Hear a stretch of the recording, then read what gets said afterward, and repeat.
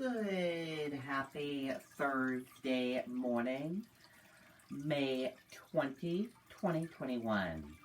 I'm Riley King, and welcome to this Thursday morning edition of the Riley King Newscast, right here on the Riley King Network.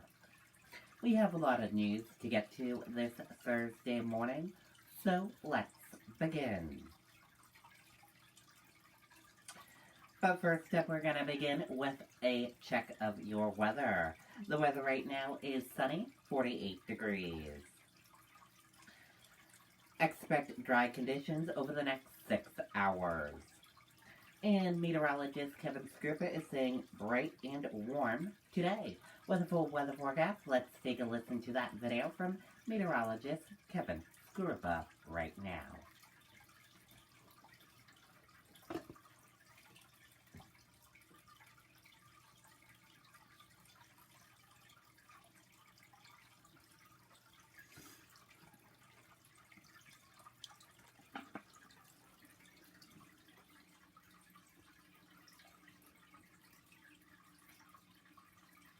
My old roof was an asphalt roof. It was really starting to look ragged. It's an island house. I wanted it to blend in better. Warmer stretch of weather will continue as we go toward the end of the week. We eventually start to add a touch of humidity to the air, and there will be a couple of approaching systems back out to the west that are timed out for the weekend. Time being, weak system gliding through Canada might mean a stray shower or storm for northern areas later this afternoon, but that should be it as far as precipitation. Otherwise, it is warmer sunshine.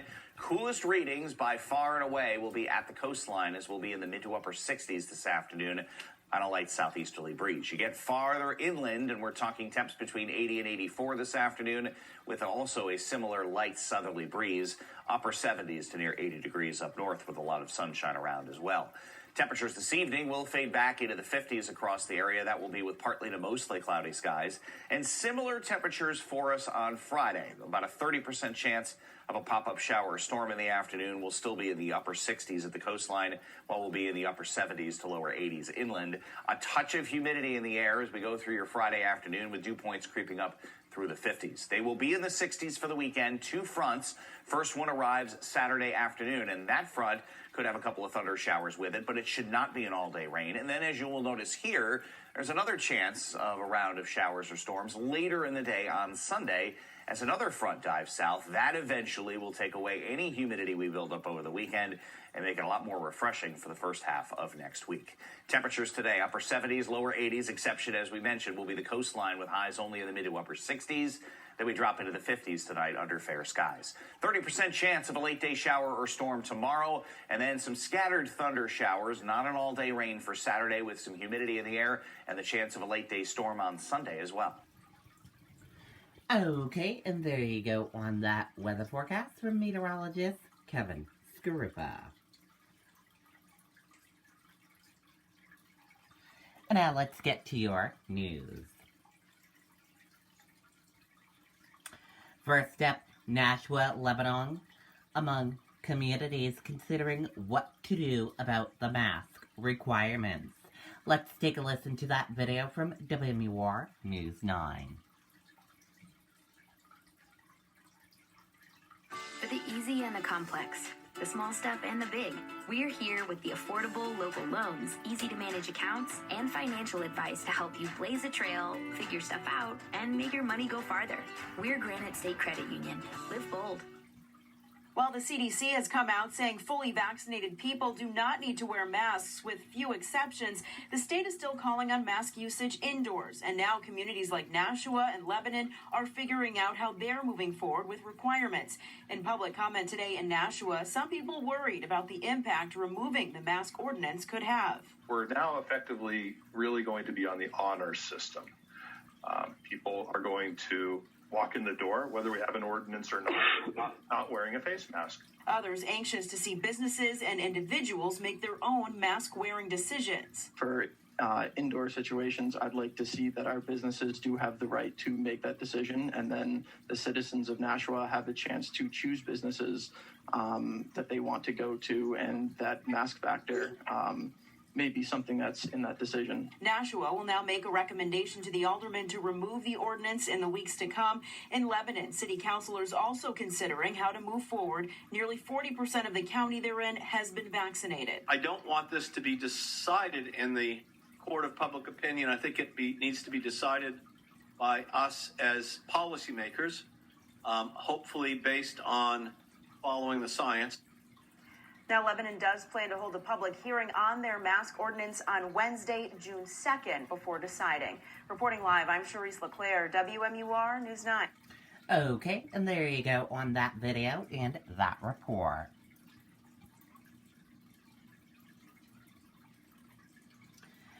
State looks to partner with businesses, faith-based organizations to administer vaccines.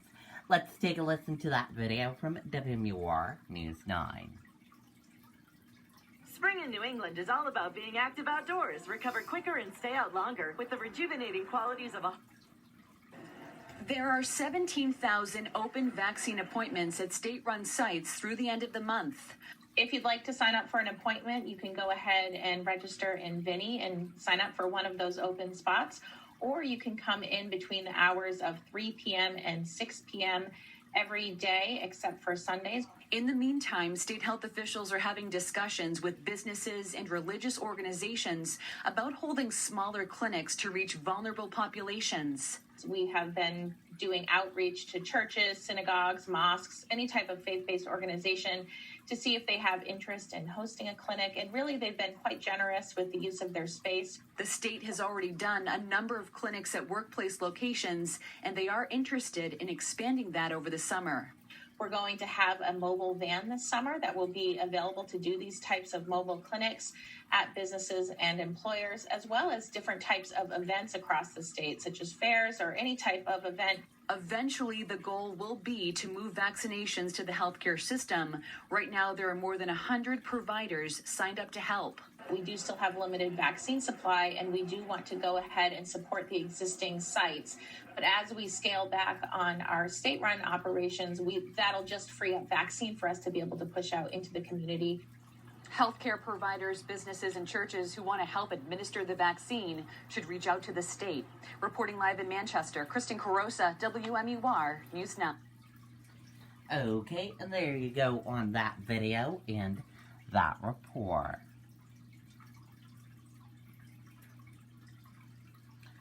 Who will control New Hampshire elections? House committee votes along party lines to counter for the People bill. Let's take a listen to that video from WMUR News 9. Spring in New England is all about being active outdoors. Recover quicker and stay out longer with the rejuvenating qualities of a hot tub or sauna from Mainly Tubs. During the Get Out and Go event, get a free saltwater system upgrade when you reserve your fall delivery for one of their best-selling saltwater-ready hot tubs. Looking for something sooner? They still have hundreds of free flow and Nordic hot tubs available for delivery this summer. Plus, check out their new line of barrel saunas and relax better with 0% for 60-month no-stress financing. Sale ends May 31st. Visit a showroom or mainlytubs.com for details. New Hampshire is viewed as a beacon of the democratic process, but a fight over election reform in Washington is prompting lawmakers in Concord to take action that could lead to big changes in how the state votes. This amendment was prepared at my request in order to address what I consider to be a direct assault on the sovereignty of New Hampshire. State Rep. Barbara Griffin advanced an amendment Wednesday attempting to give the Granite State an escape hatch out of the For the People Act, a sweeping voting rights, campaign finance reform, and anti-corruption bill in Washington. The legislation contains several elements with popular support, but the New Hampshire Secretary of State's office says it's a massive federal overreach, and they are in full support of state efforts to subvert it. I think this amendment fires a shot across the bow to Congress about the wisdom of passing such legislation that would be a federal takeover of our election. Under questioning from longtime State Rep. David Cody, the Deputy Secretary of State admitted this could end up giving New Hampshire two different election systems. Mr. Deputy, do you agree that the passage of this amendment would require separating the federal and state elections? for ballot purposes? That would be one option. The other option would be an election day with separate ballots and checklists for state and federal races. A doubled workload, some say, sounds like a town clerk's nightmare. Which is clearly an unworkable situation for local election officials. But with strong Republican support, this change could be heading straight for the desk of Governor Chris Sununu. Adam Sexton, WMUR, News 9. Okay, and there you go on that video and that report.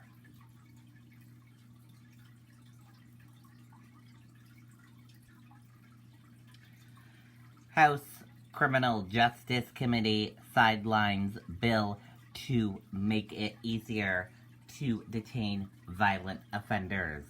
Let's take a listen to that video from WMUR News 9. Tractor has been in our family since 1955, when great-grandfather Pearlie and our grandfather George decided... An attempt to resolve issues with violent offenders being released immediately after arrest under the state's bail reform law is hitting resistance in the New Hampshire House. Senate Bill 92 would carve out certain violent offenses, requiring offenders charged with crimes like felony assault or robbery to face a judge before they can be released. He would go directly, he would have an arraignment before the court as opposed to a hearing over the bail commission. But some reps believe violent offenders should have the same opportunity for release as anyone else under bail reform. And they say this bill would refill county jails. You can do very small amounts of inappropriate or unwarranted, I forget exactly the language, unwarranted touching. And it ends up that that all of those people would be retained. Others believe the system created by the 2018 bail reform law has tilted the criminal justice system too far in the favor of the accused. This is insanity.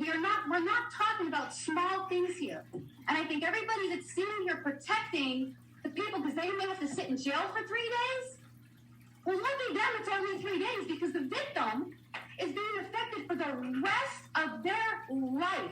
The House Criminal Justice Committee ultimately voted to hold on to Senate Bill 92, a move likely to upset its prime sponsor, Senate Majority Leader Jeb Bradley.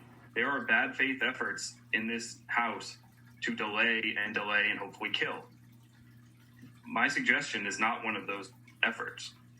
Let's get something that we can all support. Even with this delay, there is bipartisan agreement. The bail reform law, yet again, needs to be fixed. So many things have gone on in the past 7 months that we are laughed at because we made a bill. Adam Sexton, WMUR, News 9. Okay, and there you go on that video and that report.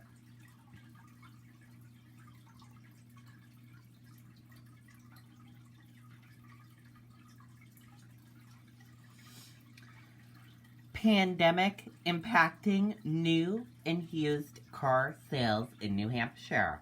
Let's take a listen to that video from WMUR News 9. Tractor has been in our family since 1955, when great-grandfather Pearlie and our grandfather George decided to sell tractors out of their barn with a work ethic geared towards customer satisfaction and loyalty. A lot has changed since then, but we still have a commitment to treating our customers like family. At Chapel Tractor, we have the experience to get the job done right, with locations in Milford, Brentwood, and Concord, New Hampshire. We provide customers with the highest quality equipment from the most trusted brands. Go to chapeltractor.com or stop in for a visit. Pete McNamara from the New Hampshire Automobile Dealers Association says the biggest issue in the new car market was a drop in production of computer chips, a major component of most vehicles. As the summer progresses and there's less production happening at different facilities across the world, that's ultimately result in less inventory on the ground at dealerships. McNamara says it's simply supply and demand, and compared the car situation to the current housing crunch. Dealerships are in a way similar. You're not typically paying above MSRP, but more than historically they otherwise for the new vehicles. McNamara says the used car market is also in the same boat. They rely heavily on rental cars sold at auction, and rental car companies were holding on to their fleets longer, and that source of supply dried up. The good news is if they're trading in a vehicle, they're probably going to get a pretty good price for that trade-in. the more you're going to probably be seeing higher prices than historically you would otherwise see. McNamara says he expects things to loosen up by the end of summer or early fall. Andy Hirschberger, WMUR News Now. Okay, and there you go on that video and that report.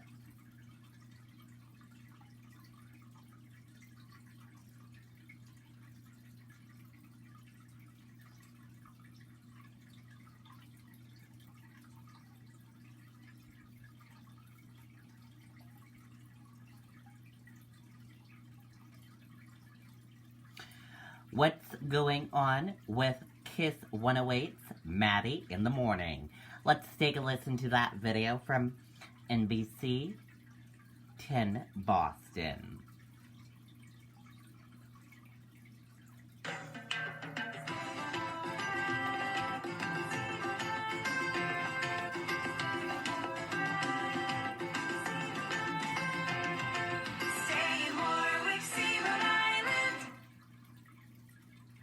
You may have heard this by now. The longtime radio host of Kiss 108's Maddie in the Morning walked out on the show today after a story about Demi Lovato. But Matt Siegel's hiatus from the popular show may be pretty short-lived. Our Kat Sotnick is in Medford with the story, and we should note NBC 10 Boston has a content partnership with iHeartRadio, which owns Kiss 108. Controversy on the airwaves in Boston Wednesday. It's been a hell of a run, but I think it's coming to an end. As Boston radio icon Matt Siegel from the Maddie in the Morning Show stormed off the air on his Kiss 108 morning show. I am the biggest of all time, and they said, "Shut up, Matt. Stop talking." Well, I hope you're happy, because I just stopped talking. Maddie out. Siegel says he was told by station management to stop talking about Demi Lovato's announcement that they identify as non-binary. By the way, it's a joke, the whole binary thing. I don't care what Demi Lovato does. Maddie continues to dominate in the radio world. Sue O'Connell, an NBC 10 Boston employee and former Kiss 108 music director back in the 80s, goes a long way back with Siegel. He is the money-making, audience-generating force of Kiss 108. Siegel has been a part of the Maddie in the Morning Show for 40 years. He told his listeners Wednesday that management wants him to be a lightweight show. And if he can't talk about what he wants to talk about at this point in his career, he wants out. I had no doubt that he's going to be back on the air tomorrow because, he's also a marketing genius. That's not to say that he didn't legitimately get angry and legitimately walk off the show this morning. But at the same time, more people are talking about Maddie in the Morning than people have talked about him since his 40th anniversary. And Matt Siegel tells me from Florida, where he does his portion of the show, that he'll be back on the radio tomorrow because he has an obligation to his team. Reporting from Kiss 108 here in Medford, I'm Catherine Sotnick, NBC 10 Boston. Okay, and there you go on that video and that report.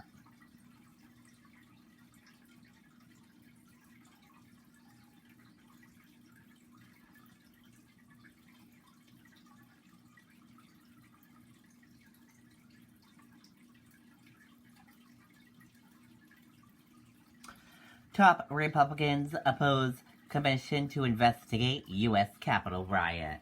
Let's take a listen to that video from CBS News. You were invited to a pool party, but Athlete's Foot was your +1. How could you be single and ready to mingle? And there's breaking news tonight. The House just voted to create a bipartisan commission to investigate the January 6th Capitol riot. 35 Republicans voted with their Democratic colleagues, but it could face a challenge in the Senate. And tonight, the FBI has released new video of the assault. CBS's Chris Van Cleve reports from the Capitol. Tonight, dramatic new video of January 6th rioters attacking police at the Capitol. This man using an officer's baton while hurling obscenities. And here, an attacker in a red MAGA hat wearing gloves with metal knuckles takes a swing at a D.C. police officer. These images just released by the FBI, hoping to spark new leads as key Senate Republicans come out against a 9/11-style commission to investigate the causes of the Capitol insurrection, despite the measure receiving bipartisan support in the House. I've made the decision to oppose the House Democrats' slanted and unbalanced proposal. House Speaker Nancy Pelosi fired back. It sounds like they're afraid of the truth. The commission would be equally divided between Republicans and Democrats, each with subpoena power and with the direction to complete its work by the end of the year, a framework agreed to by the top Democrat and Republican on the House Homeland Security Committee. This is about facts. It's not about partisan politics. Minority Leader Kevin McCarthy initially backed the calls for a commission, but came out against it yesterday because it didn't also look at violence stemming from last summer's social justice protests. This is driven solely by politics and Nancy Pelosi. McCarthy, who could be subpoenaed by the commission over his conversations with Donald Trump, is aligning himself with the former president, who called the commission a Democrat trap. Some Republicans, like Georgia Congressman Andrew Clyde, are whitewashing the events of January 6th entirely. To call it an insurrection, in my opinion, is a bold-faced lie. But this picture shows Clyde helping police barricade the doors of the House chamber as rioters tried to break in. And tonight, this letter is getting a lot of attention here on Capitol Hill. Its author says it represents the views of 40 to 50 rank-and-file Capitol police officers, and it is scathing, saying in part it is inconceivable that some members we protect would downplay the events of January 6th. It also blasts GOP leadership for not supporting the 1-6 Commission. Nora? All right, Chris Van Cleve, thank you. When we started Okay, and there you go on that video and that report. And thank you for joining us for this morning edition of the Riley King Newscast right here on the Riley King Network. I hope you all have a great rest of your day, and I'll see you back here later on today for another newscast. Goodbye, everyone.